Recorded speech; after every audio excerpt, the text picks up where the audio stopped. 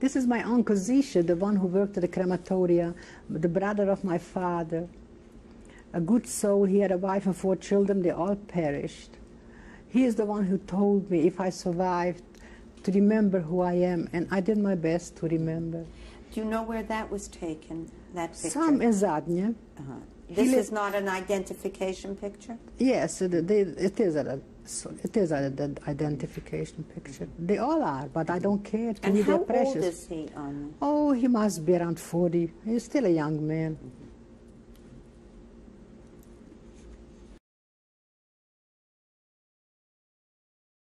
Never. I heard or saw a bird. But in the bottom there, they planted flowers. And sometimes those people marched to their death, and little children were thirsty and they begged for water. They plucked flowers. And he gave it to the Nazi and said, I'm thirsty, I'm thirsty. And he said, soon you will have all the water. Don't worry, don't worry. That's why I said a German is insult to the beast. If you compare a German to a beast, it's an insult, because a beast doesn't eat up his own. He doesn't devour. Only when he's hungry he eats, but he doesn't eat his own. Never, never. How many hours did you do this a day? 10 hours a day, 12. 12. It was 24 hours, 12 hours a day. And with German precision, we had a shower. That's why it was called Canada. Otherwise, they were lice, and they were afraid if we will develop lice, they'll have typhus. So they let us shower. You showered. It was called Canada because it was clean? Yes, it was Canada because you could shower, and you went to sleep in the bunk, and you could sleep in your own bunk. You had your own... You didn't sleep with other women? Yes, sleep with my sisters. Yeah. But at least we were together. Yeah. And how about the food? The same food, more or less, yeah. Same food. Yeah. So basically, the work was hard, but the conditions were a little bit better. Like, for instance, you see, once they arranged like an entertainment affair, and the entertainers were all inmates from all over Europe. They had to dance and play and think, and right in front of the crematoria. What kind of entertainment? Entertainment. Yeah, like what? A big, they put up a big podium, like how do you say it, a stage. And the people danced and sang in their native outfits. There were Jews from all over the world, all languages I didn't even know. And there was singing and playing and acting out and music. For instance, there were Jews from the most choice on all the best symphony orchestras from Europe, men. And they were forced to play for the Nazis. And the Nazis were sitting there, and these Jews were playing, and all the instruments for them. And the Nazis were sitting there all enthralled and all things, and the tears pouring down their cheeks. And all the time, the crematoriums burning and Jews walking in there and getting choked and burned. You see, that's a split personality, the German psyche. The one side, they're very cultured, industrious, cultured people, and on the one is there's something warrior, beastly in them, which stems from the pagan times, when they were not Christians yet. They worshipped the Gottesdämmerung, you know, the twilight of the gods and all that. You know, there's a funny psyche, the Germans. Was there a Blockälteste? Oh, sure. And what about We had a decent Blockälteste, a Slovak girl. Her father was a dyer. Jewish Slovak? Jewish. Very decent. And they counted us countlessly. Counted sailors, we stood, but not as much as in the A-lager. That's why they called it Canada, but it was mental anguish. One day I discovered I have an uncle there, my father's brother. He was a tall, nice man, and they chose him to work in the Sonderkommando. Sonderkommando was a people who worked for 3 months. They kept him there to haul, to drag the Jews, and what we saw before, into the pits, you know. And there was a barbed wire. If you touch it, you died, because it was electricity, electrified. And he told me one day... You were able to... Yeah, I was able to communicate. And he told me, never forget who you are. If you ever survive, which I doubt, if you survive this hell, don't bring shame on you, on the family, on the parents. Behave decently. And one day, they made a revolt. That was 1944, October the 7th. There were Jewish girls, and they brought in dynamite from adjacent factory. They smuggled it in, And those people, they knew they're going to die anyhow, that maybe, but and they dynamited the, how do you say, dynamited? Yeah.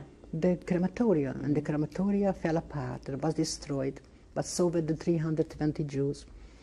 But they grabbed 3 Nazis and they managed to throw them into the burning pits alive, at least something they did. Several of them escaped. 3 of them were rounded up in a Polish city, betrayed by the Poles, and 2 of them escaped, and they came home to Slovakia, to Hungary, and they told the people what's going on. And that was the end of this crematoria, but 3 were still very active and working. Yeah. And your uncle, you said you had a chance And the uncle, he was killed shot. too. He was shot. Yeah. One day, I didn't know he's there. I didn't recognize him. Their skin was black from the suit, you know. And he recognized us because we were clean, you know.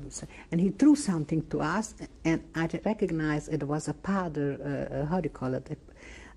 Like a powder for you know, for ladies. Yeah. How do you call it in English? Face powder. A face powder, but it was a lovely container. And I recognized it because when he was a bridegroom, he came to Munkács and he bought for the bride. They brought the jewelry and they brought that, and he threw it and he said, "Take care, that's Aunt Rebecca's." And we recognized it, but we couldn't hold on to it long. And then we looked and we recognized it's Uncle Zysia, you see. And then he worked there and he perished. Yeah. One day he said, when there was no more burning and they were hungry, he said, "If you can, throw something, throw me a prayer book and maybe something to eat if you can." And every barracks had a different kerchief. So if the girls go to each other's barrack, the Germans shall recognize. And if you had additional kerchief, like I was a pink kerchief, others were red and blue, or polka dots, you know, the 22 barracks had different kerchiefs. So I wrapped it in my pink kerchief and I threw him a siddur.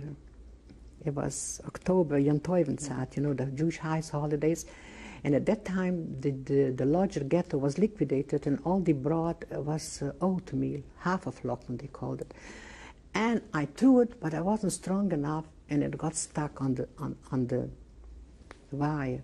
And there, it was ringing. We all had to go back. Noontime, we had half an hour time, repose.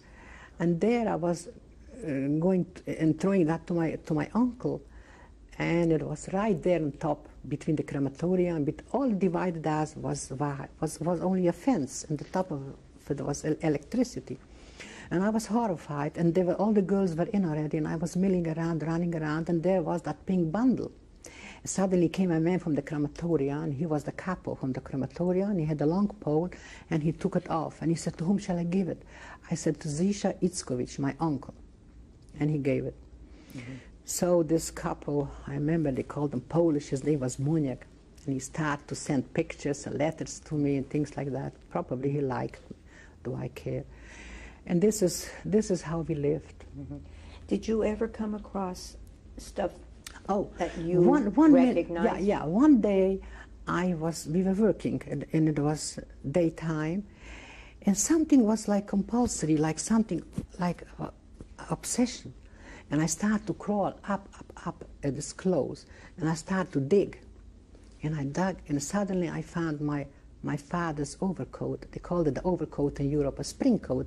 Around Passover, they wore already like a light coat, a black one, you know, not a heavy winter coat. And inside the coat was a pair of phylacteries tefillin, which he got as a bridegroom for my great-great-grandfather. I was horrified. I grabbed it and I pulled out that coat, my father's coat. I'm still shivering. I want to cry, but I'm not going to. And I hung it up on a hook in the corner on the end of the barracks. And I digged more. I was digging, and I found rations, food cards, and I found a bundle, and I found they put the people to shame, you know, neighbors and families in the crematorium, because these bundles came back to these barracks. And we had to sort them. And that's where I found the pictures. And I looked and I found all the pictures, and I hugged them and I grabbed them. And I suddenly dawned upon me that these are all dead people. And I got horrified and I tumbled down. And my sister said, "Where have you been? What's the matter with you? You have to work. We're working instead of you. Make the quota." And I told them, "Look, I have the pictures." And I told them about the coat. And so we crawled up daily to my father's coat, and we were caressing it and crying and caressing it. And one day we came, and the Germans opened the barracks from the other side. There were so many Jews coming that they opened the barracks from the other side, and the coat disappeared. But you had the pictures. But I had the pictures. Did the picture stay with you? The picture stayed with me. I have a sister, Hani. She is a very practical one, the smartest one. I was the prettiest one, and the kind of intellectual one, kind of artistically inclined child. This one was a very practical, very smart one. And she said, I'm going to keep the pictures. We wrapped it in a... I don't know how we survived. We were controlled and looked, you know. And all these pictures I'm going to show you later. And all these years, we gave them to the entire family. We made copies of them and survived. And nobody ever found them?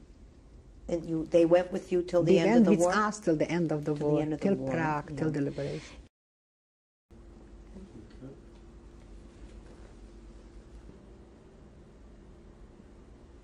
Okay.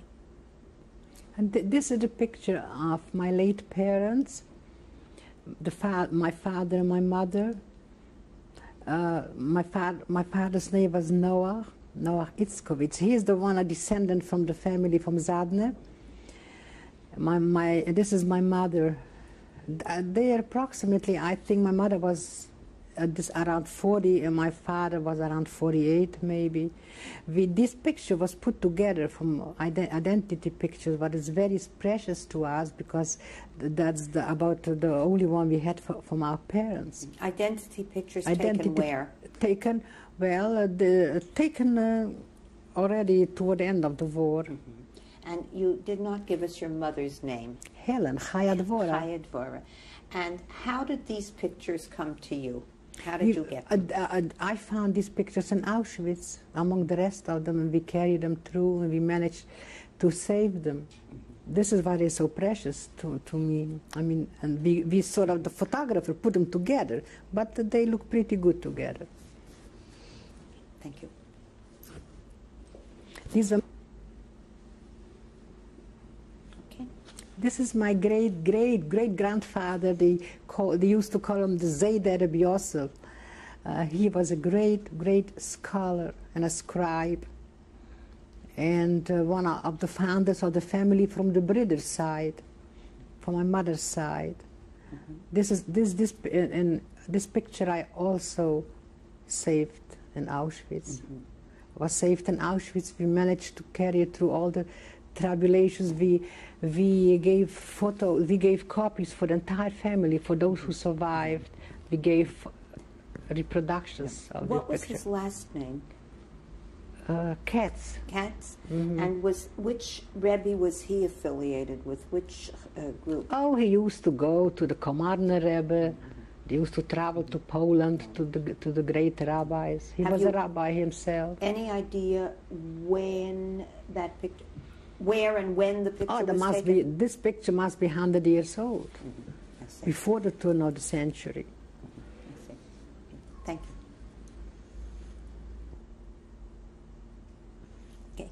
This is my maternal grandfather, the one whom I managed, who was like a pillar of knowledge, who knew off by heart all the 5 books of the Bible. His name? His name was Erb Duvet Gelb Kahane. Erb Duvet Gelb Kahane. Mm-hmm. And he was the head, on the turn of the century, he was the head of the Pressburger Yeshiva, by the Chassam Sofer. And where was that taken? This was taken in Karlovy Vary. It was called Carlsbad, a very famous Czech spa. As you can see in the background, you can see the people, they sort of smiling, but benignly, seeing a religious Jew in such attire like his. But he's smiling too. He was a sport. He knew that he's seeing it. He walked by. And have you any idea when the picture was taken? Oh, somewhere in the 30s, probably. There's an additional picture where he's... Yeah.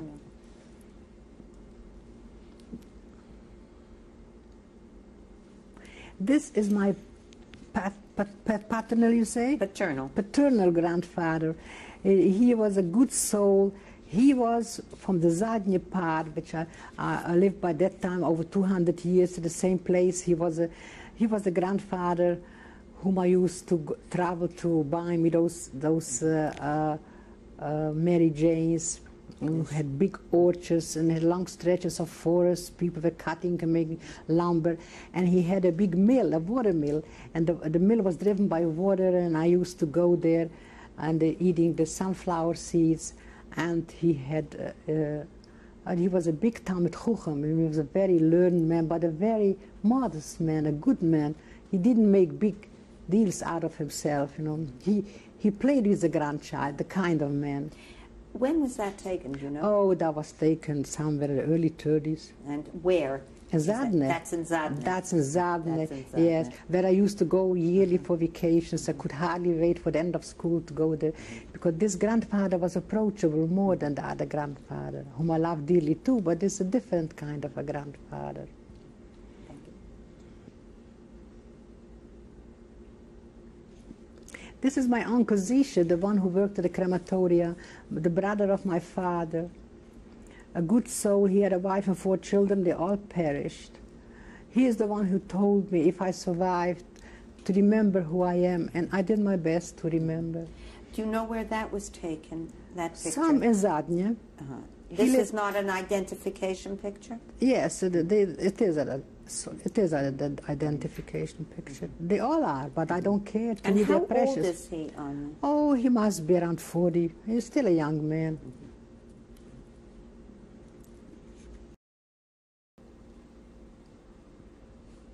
These are my brothers, who none of them survived. The one to the left is Joseph Mordechai.